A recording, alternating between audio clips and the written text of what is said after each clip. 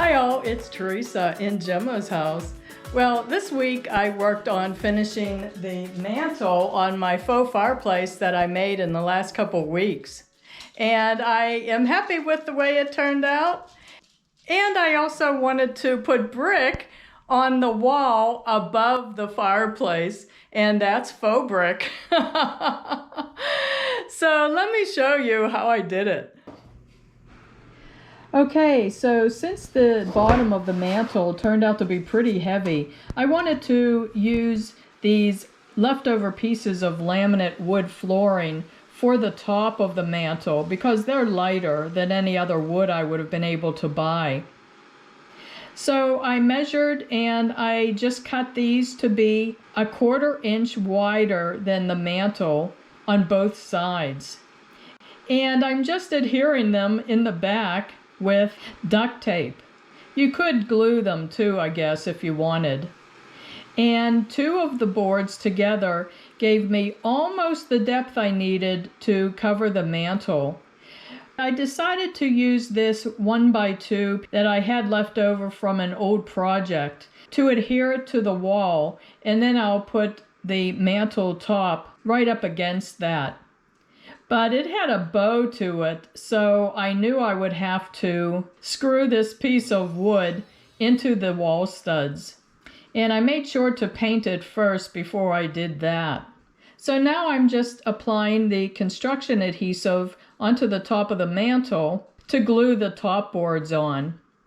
And I'm using this corner piece of molding that I had already painted to match the wood on the raw edge on the front, and it will cover the front and underneath too.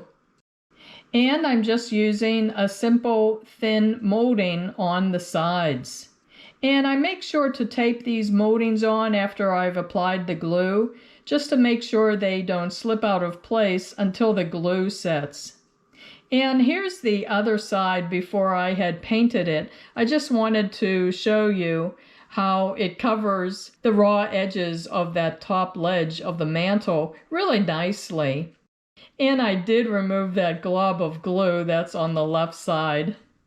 So now I just have to do a little bit of touch-up paint, and I want to make sure to paint underneath these wood boards so that you can't see any of the raw wood from any angle. So now I'm just gluing wood strips on the sides where the faux brick will be on the wall. And I'm just using the construction adhesive and making sure these 2 pieces are plumb before I tape them onto the wall until the construction adhesive sets. But they didn't stay on the wall too well at the very top, so I'll have to deal with that later. And now this is the last piece of molding that will go up against the ceiling at the top of the faux brick. And I really like this because now it makes it look nice and finished. Okay, so I bought a whole package of these faux bricks, and they come in sheets of 8 bricks high. But the pattern on them repeats too consistently. So if you just put them up like this, you can see a definite pattern in the bricks that repeats too consistently, and it doesn't look natural. To avoid that consistent repeating pattern, I'm going to cut these out in strips. Maybe 2 strips at a time. I'll see how it works. Okay, so I'm going to cut these on top of my dining room table so that I don't have to crouch down on the floor to cut them, because that really irritates my back. And I just use one of these X-Acto blades, and these are nice because when the blade gets dull, you can just snap this off with pliers, and then you have a brand new blade. And I'm using a metal ruler. And these bricks, by the way, are foam. Kind of like egg cartons in a way. And also they're a little too glossy, and I might end up painting these in off-white, but right now I just want to get them up on the wall.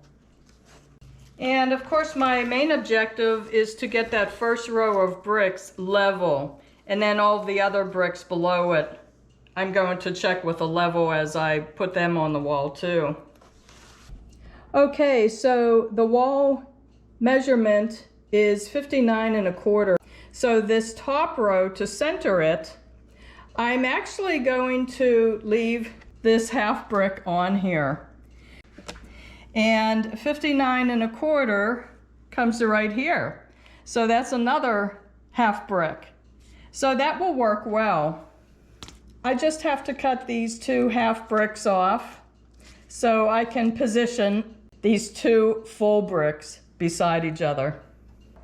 I cut the half a brick off of this area, and I cut the joint off of this one, and it will line up really well with the joint of this brick. So I have 1, 2, 3, 4, 5, 6, 7, 8 full bricks, and then 2 half bricks, one on each end. So that means I can draw a center line, 1, 2, 3, 4, right here. This is my center line then. So I can draw a line on the wall and make sure this lines up with it.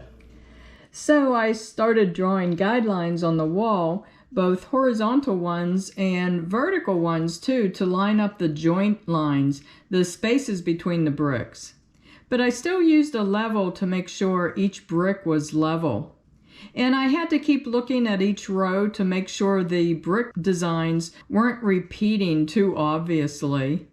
There were only 4 distinct brick designs, including those half bricks. So they repeated so often, and sometimes were just turned upside down so they looked different. And each 2 rows of bricks were identical to each other, whether you held them right side up or upside down. Most of the time I used pieces that were 2 brick rows to make this job go faster. But every once in a while I used a piece that was only 1 brick row to make the brick patterns more random. You could adhere these brick pieces by just cutting off the half bricks and then interlacing the pieces if you're not concerned with the brick patterns repeating so consistently. But I wanted a more random brick pattern repeat, so that's what made this job more difficult and time-consuming. So I hope this sped up video doesn't make this look like this was easy, because it really wasn't. Just the number of trips up and down the ladder were so tiring. This job would be a little easier if you had 2 people working on it too. So as I got lower on the wall, the trips up and down the ladder became a little quicker. But one thing that remained aggravating throughout this process was the time it took to grab the adhesive backing paper off of a corner to start tearing off the backing paper. And the adhesive backing on these bricks is really sticky. So it stuck to my fingers too. And if you accidentally let 2 backings touch each other, forget it. You wouldn't be able to tear them apart, and that whole piece would then be unusable. Thank goodness that didn't happen to me though. But I'm just mentioning it in case you want to do a project with this faux brick. But the time this took was definitely worth it, because I love the look of this faux brick.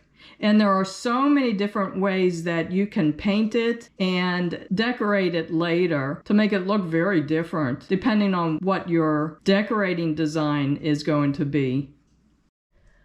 Okay, so the final 2 steps. First, I have to add white caulking to any of these seams where the cut marks are showing, like these.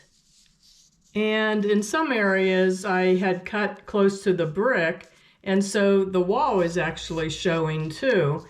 And I don't like to skip this step because eventually you start seeing these cut marks and, you know, they would bother me.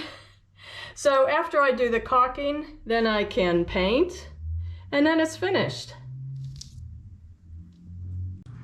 And just like that, it's finished. And now comes the fun part that I get to decorate the mantle and the wall. And if you didn't see my video of how I put this fireplace together in my main bedroom, I'll link that video to the end of this video, so in case you want to watch that too. And there was a lot of brick left over from that package, so I'm getting an idea here. So I hope my videos serve as like a jumping off point for you to do projects of your own in your own home. And if you like this video, can I ask you to please give it a thumbs up? And can I also ask you to check my main Gemma's House channel page? If you click on the videos tab, you can scroll through the videos and see the different types of projects that I do in my home and in my yard. And maybe you'll want to see another one of those videos. So thanks a lot for watching. I really do appreciate the viewer support. Bye-bye.